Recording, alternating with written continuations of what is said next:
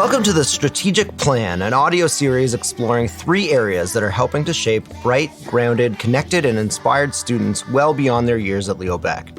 We will dig into the topics of social, emotional well-being, and differentiated learning to see what these buzzwords are all about. And we will visit how teaching Jewish identity has adapted to meet changing times. Thank you for joining us and enjoy the show. Welcome to this episode. It focuses on social, emotional well-being. My name is Toby Gottlieb. I'm your host and Leo Baeck alumni. So today we have Jayme and Lauren, who are registered social workers and part of the Leo Baeck Day School social work department. Hi, Jayme. Hi, Lauren. How are you? Hi. Hi, we're good. Thank you. Good. Okay, so Leo Baeck was founded on the belief that students' social and emotional skills are as consequential to their long-term success as their academic knowledge. So let's start there. What is social emotional well-being? What does it mean to both of you guys? Yeah, so social emotional well-being at Leo Baeck is something that we adapted into like a learning model, and it helps students understand their own emotions and how to demonstrate empathy for others. It's really important to know that these skills are not fixed, but rather develop and change as the students grow over time. So from JK to grade 8, it's always being learned throughout.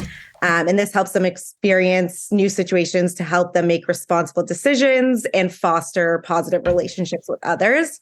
So I also think it's important to know that throughout this entire episode, we will be saying SEL as in social emotional learning or social emotional well-being, SEW, and we're going to be using them interchangeably. So important to note that, but also that SEL makes a difference. We know this from research, which demonstrates that an education that promotes SEL has positive impact on a wide range of outcomes, such as academic performance, healthy relationships, mental wellness, and many other things.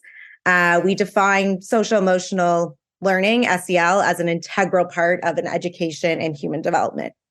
So how are the students exposed to this kind of an idea in their curriculum, into the formal weekly training for the teachers and the students? Like how is it work for everyday life at Leo Baeck? Okay, so practicing self-awareness and empathy in the classroom has helped students become better, more productive, and socially minded people inside and outside school. So SEW is integrated into our formal curriculum and weekly learning through daily and weekly SEL lessons, so depending on the grade. So more specifically, with our JK to SK SEL lessons, they're incorporated daily, so even through their academic lessons. For example, when they're at their learning stations, they're practicing skills such as sharing, being an active listener, and responsibility to complete tasks. With our grade 1 to 5 students, there are more designated SEL time slots in their weekly schedules. So I guess for grade 1 to 3, the general studies teacher delivers these pre-planned lessons with the support of our grade 1 to 3 coordinator.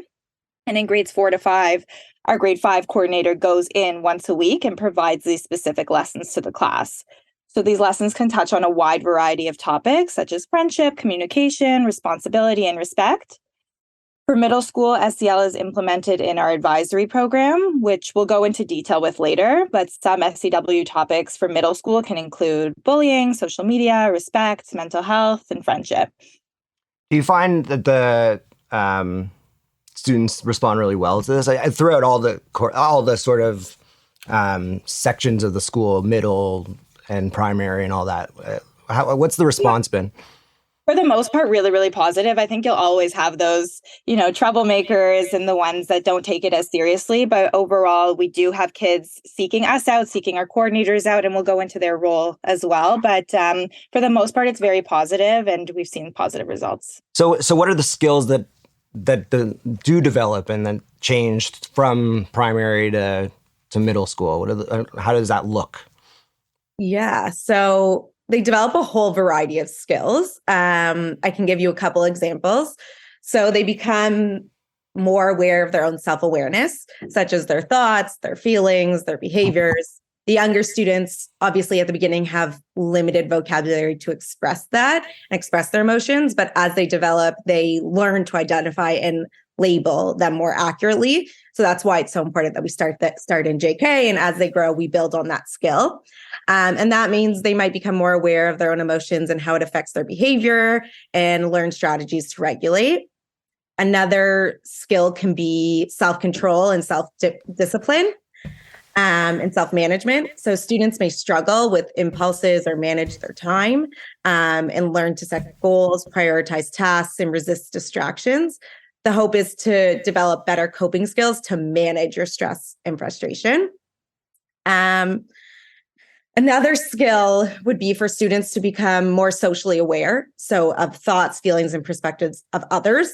So over time, students may become more empathetic and sensitive to the needs of their friends, their teachers, anyone kind of in our school community. And this is done through lessons that promote understanding of others' feelings. This will help them better develop communication and collaboration skills to work effectively. This skill is incredibly helpful, obviously in all grades, but in middle school specifically, because there's a lot of group work that happens. So it's really important that they can understand their other group mates and peers in their work. So another skill that helps with peer dynamic is maintaining relationships. So we encourage positive interactions with peers, teachers, and adults. And we start teaching this when they are young, obviously, like we mentioned, always starting in JK. But it helps them be better at sharing, taking turns, resolving conflicts, which also helps them to learn to actively listen. They may develop better problem-solving skills through this, and that will help them in their friendships, such as their conflicts, and build those strong, supportive relationships that hopefully last them a very long time. Can you give me like an example of how that is conveyed? Like, what exactly are the instructors going in and saying to them when they're having these lessons? Like, what's kind of like the lesson plan look like for something like that? Mm-hmm. So in our preschool, it would be more, like we said, embedded by the teachers. So when they have learning centers, if they go to one, the teacher is going to make it very clear that one of the objectives of the learning center is to share and take turns with their friends. As it gets older, so grade 4 or 5, middle school, they go in more with defining what it means to be empathetic and helping them understand what it's like to be in others' shoes. Sometimes there's some role play, sometimes there's just other ways to get them engaged in the classroom. Cool. That's cool. Because going through the strategic plan on the website and understanding what we were going to be talking about today, I was like thinking like, how does it actually work? What do the kids actually kind of take in? Because having all these ideas is one thing, but like these are little kids. So let's jump to something where, if they're having an issue, if they're having like a problem, if they're not feeling good, do they know how they can get help from a teacher or an instructor? Other students? Are they given kind of that tool, that idea? Yeah, so in the realm of SEL, we're hopeful that we've taught them that there's always support available. And within this, there's a system to better target specific needs. And we instill this message in their SEL lessons with constant check-ins with their teachers. And we do believe that students understand the support staff positions in terms of who to go to. And to reiterate, I'll go into those roles, but to reiterate, we have our teachers, our coordinators, us as social workers, and a team of administration, which each holds their own specific roles. Thank you for listening to the Strategic Plan audio series. I encourage you to keep learning about what creates true educational excellence and how a strong Jewish independent school is flourishing right here in Toronto. For more information, visit leobaeck.ca, go to the About drop-down menu, and find all you need to know on the Strategic Plan webpage.